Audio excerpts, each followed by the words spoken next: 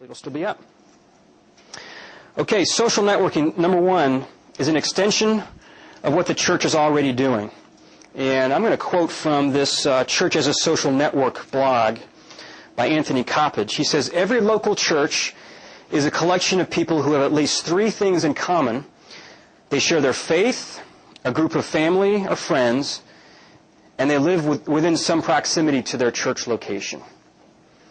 They get to know each other better, share updates about their lives with pictures and stories, and generally enjoy the relationships that come from this interaction. Those are exactly the same relational community-building activities happening in online social networking today. And he says, and this is a great quote, he says, by definition, every church is a social network.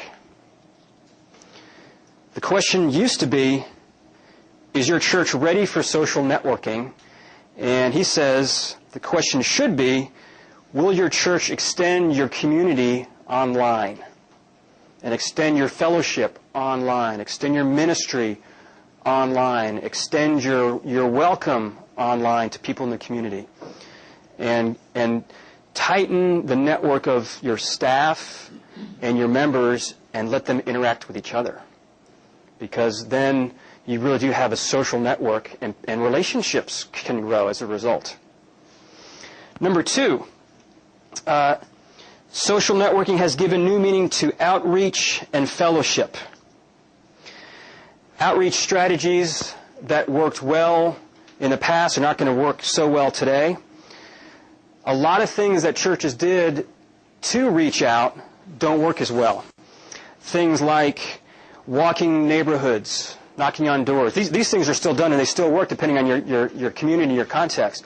But they don't work as well, especially in larger cities or larger churches, because people are spending a lot more time online.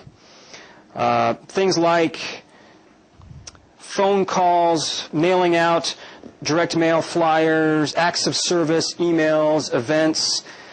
These things are still good, and they still work, but there's this whole new culture, this whole new way of outreach that you really need to take advantage of, because it's not something that is only done by the teenagers of the world.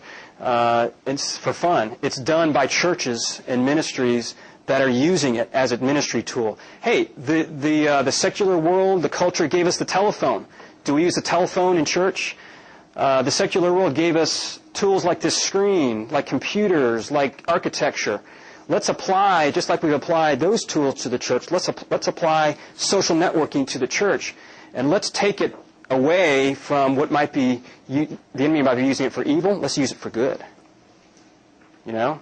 Let's take because he takes what God meant for good and makes it evil, doesn't he? Well, let's turn the tables on him, and let's use a tool that's being used to do a lot of evil in the world, and it is. Social media is being taken over by, there's just a lot of sinful stuff going on in it. But I tell you what, ministries around the world, churches around the world are really using it to the advantage of the kingdom and the growth of it.